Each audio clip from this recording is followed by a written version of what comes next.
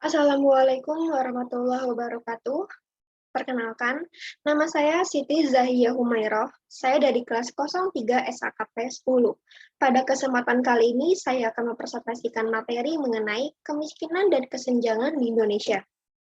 Kemiskinan sangat identik dengan beberapa variabel berikut ini, yaitu kepemilikan modal, kepemilikan lahan, sumber daya manusia, kekurangan gizi, pendidikan, pelayanan kesehatan, pendapatan per kapita, dan minimnya investasi. Ada beberapa pendapat mengenai parameter kemiskinan, yaitu kemiskinan diukur dari pendapatan rata-rata per kepala. Lalu, melihat dari kebutuhan dasar, selanjutnya mengukur kemiskinan dengan mematok minimal pengeluaran $2 per hari. Jika di bawah itu, termasuk kategori kemiskinan absolut.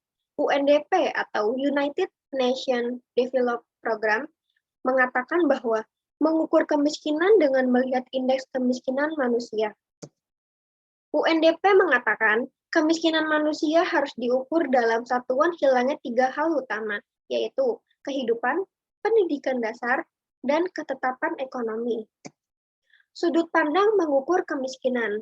Menurut Sayogo, ia mengatakan jika konsumsi di bawah 420 kg untuk kota sama dengan miskin. Lalu, jika konsumsi di bawah 320 kg untuk pedesaan sama dengan miskin.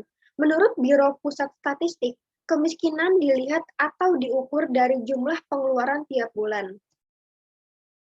Menurut Entang Sastra Atmaja tahun 2003, kemiskinan dilihat dari tingkat pendapatan, yaitu kemiskinan absolut, di mana kemiskinan terjadi karena pendapatannya di bawah jumlah minimum UMR. Yang kedua, kemiskinan relatif, yaitu kemiskinan karena hidup dengan pendapatan tidak cukup untuk memenuhi kebutuhan sehari-hari. Kemiskinan dilihat atau diukur dari berdasarkan pola waktu, yaitu persistent poverty, yakni kemiskinan yang kronis atau terjadi secara turun-temurun. Yang kedua, cyclical poverty, yaitu kemiskinan yang terjadi karena mengikuti siklus ekonomi secara keseluruhan. Yang ketiga, seasonal poverty, yaitu kemiskinan musiman yang terjadi berdasarkan masa-masa tertentu, misalnya masa pacaklik bagi petani dan sebagainya. Yang keempat, accident poverty, yaitu kemiskinan yang tercipta karena adanya bencana alam, konflik, dan kekerasan, atau dampak dari suatu kebijakan tertentu yang menyebabkan menurunnya kesejahteraan suatu masyarakat. Masalah kemiskinan di Indonesia diawali dari fenomena yang sering terjadi dalam pembangunan di negara berkembang, lalu berakar menjadi tingkat pengangguran di kota dan desa besar, ketimpangan distribusi pendapatan antara yang kaya dan yang miskin, dan yang ketiga, ketimpangan regional. Ketiga ini menciptakan gap atau kesenjangan yang luas. Faktor penyebab kesenjangan. Yang pertama ada kebijakan sektoral. Contohnya seperti perubahan komposisi kontribusi sektoral terhadap pertumbuhan ekonomi dan lambatnya penurunan kemiskinan. Yang kedua ada kebijakan tenaga kerja, seperti kakunya pasar tenaga kerja formal, terutama kebijakan tenaga kerja tentang upah yang minimum. Yang ketiga ada konektivitas, yaitu kurangnya akses terhadap sarana-prasarana pendukung ekonomi untuk masyarakat menengah ke bawah dan secara umum di Indonesia bagian timur. Yang keempat, ada pertumbuhan penduduk. Pertumbuhan penduduk kelompok ekonomi menengah ke bawah relatif tinggi dan tidak disertai dengan peningkatan upah yang signifikan. Kesenjangan ekonomi ditunjukkan dengan timpangnya pertumbuhan pengeluaran antara kelompok masyarakat. Kesenjangan non-ekonomi ditunjukkan dengan adanya ketimpangan akses terhadap pelayanan dasar, yaitu kesehatan, pendidikan, air dan sanitasi, dan pelayanan dasar lainnya. Dan yang terakhir, kesenjangan antar wilayah masih terus saja terjadi. Berikut laju pertumbuhan pengeluaran per kapita yang diukur mengenai kesenjangan ekonomi. Terlihat bahwa semakin lama semakin menaik dari tahun 2008 hingga tahun 2012.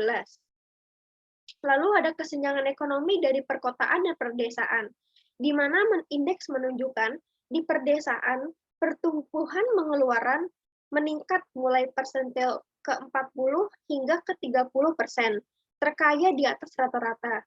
Lalu di perkotaan, Pendapatan real buruh diperkirakan tidak mengalami perubahan, sementara pendapatan real tenaga profesional meningkat. Jumlah buruh non-pertanian pun meningkat. Lalu ada bagan grafik mengenai upah per bulan per kabupaten tahun 2011 hingga tahun 2012. Pekerja dengan keahlian yang tinggi mendapatkan upah relatif jauh lebih besar dibandingkan pekerja biasa. Upah pekerja formal relatif lebih tinggi dibandingkan upah pekerja di sektor informal. Dan yang terakhir, pekerja sektor informal lebih banyak di pusat-pusat ekonomi, terutama Indonesia bagian barat atau daerah dengan kaya hasil bumi. Lalu ada kesenjangan non-ekonomi, yaitu ada kesehatan ibu, kesehatan anak, angka partisipasi sekolah. Lalu ada proporsi anak tanpa akte kelahiran berdasarkan kuantil pendapatan, dan yang terakhir ada kesenjangan terhadap akses infrastruktur, penerangan, air bersih, dan sanitasi. Salah satu kunci utama dalam rendahnya pendapatan kelompok menengah ke bawah adalah kurangnya akses terhadap pelayanan dasar sehingga menjadi kurang produktif. Dampak kesenjangan. Kesenjangan memiliki potensi dampak negatif terhadap sosial dan politik. Meskipun ekonomi tumbuh, namun terdapat persepsi publik bahwa kesejahteraan umum belum dinikmati semua orang atau belum adil dan merata. Lalu ada dampak yang kedua, kesenjangan yang meningkat akan mengurangi pertumbuhan ekonomi melalui beberapa hal, yaitu perubahan pola permintaan, perubahan ukuran pasar domestik, berkurangnya kegiatan kewirausahaan, dan yang terakhir, keterkaitan ekonomi politik dan instabilitas bagi perlambatan pertumbuhan ekonomi.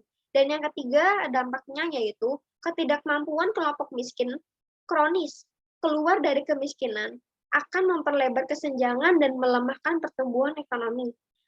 Masih cukup besar jumlah masyarakat miskin dan rentan yang tidak terlindungi atau mendapatkan manfaat bantuan dan jaminan sosial. Pemerintah Indonesia telah menetapkan sasaran untuk menurunkan tingkat koefisien Gini. Agar berhasil mencapai sasaran tersebut, Indonesia perlu mengatasi 4 penyebab ketimpangan, yaitu yang pertama, ketimpangan peluang, yang kedua, ketimpangan pasar kerja, yang ketiga, konsentrasi kekayaan, dan yang terakhir, ketimpangan dalam menghadapi goncangan. Hal-hal atau isu sentral yang harus menjadi fokus perhatian bagi upaya penanggulangan kemiskinan. Yang pertama, upaya penanggulangan kemiskinan harus bersifat lokal spesifik.